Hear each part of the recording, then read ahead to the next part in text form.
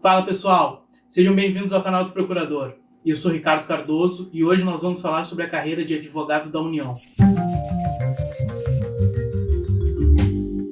Nós já falamos em vários vídeos sobre as várias carreiras que nós temos na União de procuradores. Inclusive temos um vídeo que nós falamos sobre as 8 carreiras de procuradores e nela nós dissemos que o advogado da União é das carreiras jurídicas que não tem um nome procurador, né? Aspas, procurador. E hoje nós vamos falar um pouco sobre essa carreira e um dos primeiros pontos que a gente tem que tocar é que na Advocacia Geral da União nós temos 4 grandes procuradorias, né? Que é a Procuradoria Federal, a Procuradoria da União, a Procuradoria da Fazenda Nacional e a Procuradoria do Banco Central. A Procuradoria-Geral da União, que é onde estão lotados os advogados da União, como nós dissemos, por mais que o nome dela seja Procuradoria-Geral da União, o nome do cargo é Advogado da União. Então a Procuradoria-Geral da União, ela vai defender a União nos tribunais superiores. Depois nós temos uma hierarquia interna que se chama Procuradoria Regional da União, que vai estar nos tribunais de segundo grau, e até as procuradorias nos próprios municípios com os advogados da União.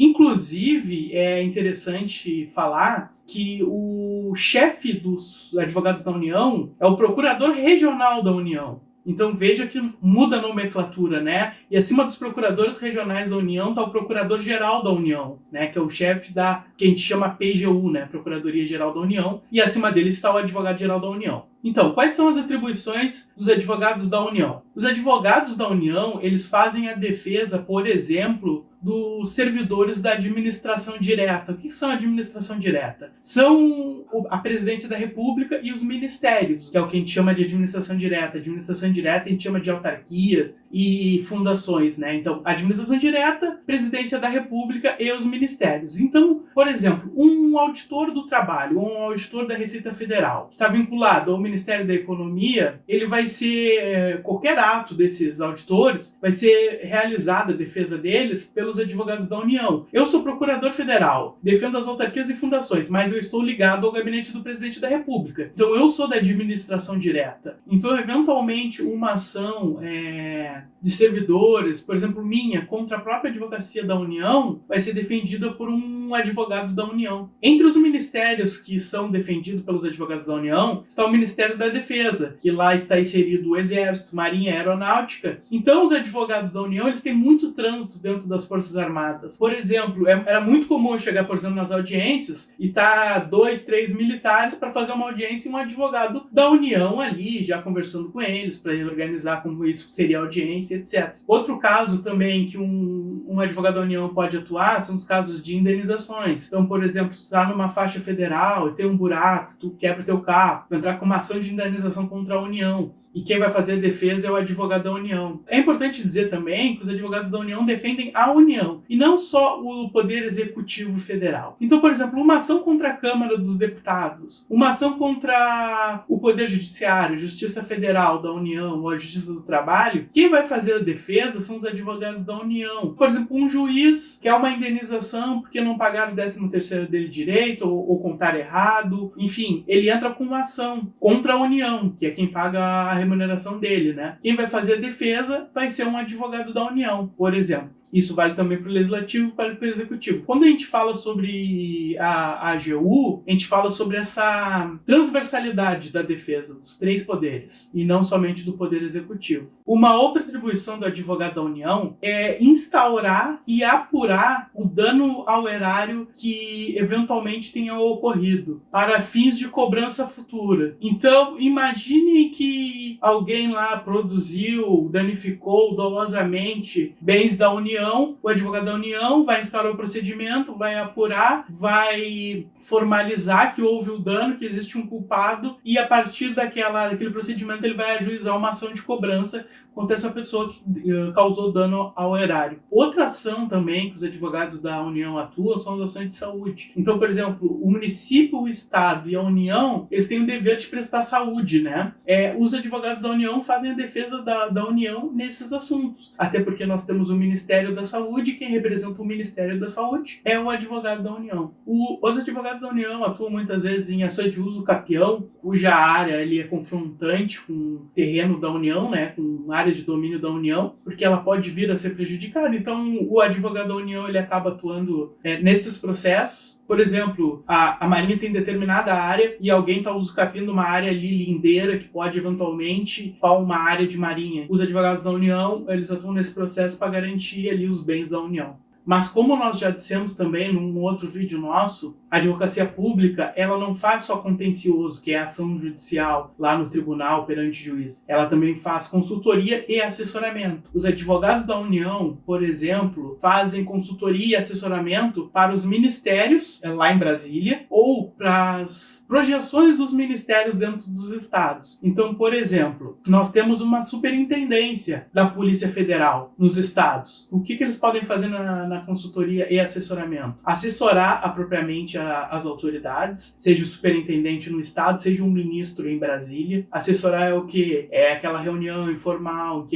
ele traz ali elementos que possam melhorar as políticas públicas e a proteção jurídica das políticas públicas e do próprio ministro de estado. Eles podem realizar estudos sobre a constitucionalidade de normas, portarias e, inclusive, decretos a fim de assessorar o ministro de Estado e os superintendentes. Então, eles vão elaborar estudos para ajudar no controle interno de legalidade, para que o gestor, tanto ele no Estado quanto no âmbito federal, lá na União, em Brasília, possa caminhar pelos meios mais corretos possíveis. Claro que a decisão no final é política, porém os estudos, pareceres sobre a legalidade serão elaborados pelos advogados da União, que mais tarde serão definidos pelo ministro de acordo com a vontade política. Como eu já disse anteriormente, entre os ministérios está o Ministério da Defesa. Então os advogados da União, eles prestam consultoria e assessoramento para as Forças Armadas. Por isso, os advogados da União têm bastante trânsito dentro das Forças Armadas.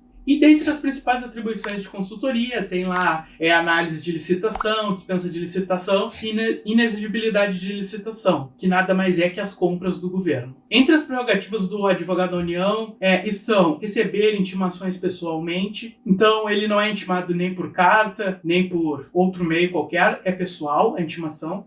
Sendo admitido a intimação eletrônica, né, mas desde que esteja prevista em lei, é uma exceção, né, então a exceção vai ter que estar prevista em lei, porque a regra é a intimação pessoal. O advogado da União ele pode requisitar às autoridades de segurança proteção para si, para bens, o patrimônio da União, proteção para as testemunhas de processos, é uma prerrogativa dos advogados da União. Ele não pode ser responsabilizado por descumprimento de decisão judicial, até porque ele é um advogado público. Quem acaba descumprindo ou não é o ente que ele representa e não ele. Então essa foi uma prerrogativa que visa blindar o advogado da União neste ponto. Cabe a ele documentar, né, a determinação judicial e ao órgão cumprir. Se o órgão cumpriu ou não, o advogado da União não pode ser responsabilizado. O advogado da União também só pode ser detido ou preso por ordem escrita do juiz competente ou flagrante de crime inafiançável, devendo, inclusive, ser notificado ao advogado-geral da União sob pena de nulidade. Visa proteger também os processos que estão sob a tutela deste membro da AGU, né? Eu, por exemplo, eu transita na minha caixa, por exemplo, de processos R$500 mil por dia, ou R$1 milhão por dia. Caso aconteça alguma coisa comigo, pode vencer 1 milhão, 2 milhões, 3, 5 milhões de reais em processos sem a União saber, né? Então, essa é uma prerrogativa importante. E outra prerrogativa dos advogados da União, que também se aplica à advocacia da União como um todo, é o tratamento protocolar de magistrados, né? Que é o caso da excelência e, enfim, todos os tratamentos protocolares de magistrado. Os advogados da União, a carreira deles funciona como todas as carreiras da AGU, que é advogado da União de segunda categoria, advogado da União de primeira categoria e advogado da União de categoria especial. A tabela de subsídio também, que é a remuneração da advocacia pública, permanece a mesma da AGU e, como em todos os vídeos, vai ficar aqui na tela para vocês analisarem. Um fato novo que é interessante a respeito da remuneração de advogado da União, que inclusive não foi abordado nos demais vídeos da advocacia pública, diz respeito aos honorários advocatícios de sucumbência, né? Eu tinha uma questão no Supremo, o Supremo acabou definindo pela constitucionalidade, eles variam de acordo com o êxito. Num mês pode ser bom, no outro mês pode não ser tão bom. Inclusive pode ser zero. Então o que acontece? Todos os advogados atuam, ganham honorários, vai para um fundo único e ele é rateado entre os advogados públicos. E não é só o advogado da União, são todos os advogados da Advocacia Geral da União. Esses valores podem variar de zero, para quem não tem cota parte, até um valor máximo histórico de R$8.000. Claro que isso vai depender do mês. Por exemplo, no dezembro, janeiro, fevereiro, não tem expediente forense, ou ele tem muito diminuto, então os valores caem drasticamente. Enfim, a natureza é o êxito e a parcela é variável. Lembrando que esses valores são brutos, né? Você precisa pagar o imposto de renda, 27,5%, que esses valores não contam para fins de previdência. A promoção dos advogados da União segue o padrão da Advocacia Geral da União, que é merecimento ou antiguidade. Antiguidade, o mais antigo promove, de acordo com as vagas disponíveis. Por merecimento é produção de artigos, pós-graduação, mestrado. Existe uma planilha lá que define a pontuação de cada atividade lá que tu pode realizar, inclusive participar de um mutirão de trabalho. Então vai se somando os pontos, quem tiver mais pontos promove por merecimento. E vai ascendendo da segunda categoria para a primeira categoria, da primeira categoria para a categoria especial. Lembrando que os advogados da União não têm autorização para exercer a advocacia fora das suas atribuições funcionais. Entretanto, como os advogados possuem OAB, inclusive ativa, a Corregedoria permite que seja realizada a advocacia para si ou então em caráter gratuito, né? Que a gente chama de pro bono. Porém, esse pro bono aí ele é bem dificultoso e em casos muito específicos, via de regra, pode advogar apenas para si. Quanto ao concurso de advogado da União, normalmente quem faz as provas é o Sebrasp, né? Tirando a Procuradoria da Fazenda, que às vezes quem faz é a ESAF, mas até existe uma discussão se a ESAF vai continuar fazendo as provas da Procuradoria da Fazenda ou não. Mas o advogado da União, a última banca quem fez foi o Sebrasp,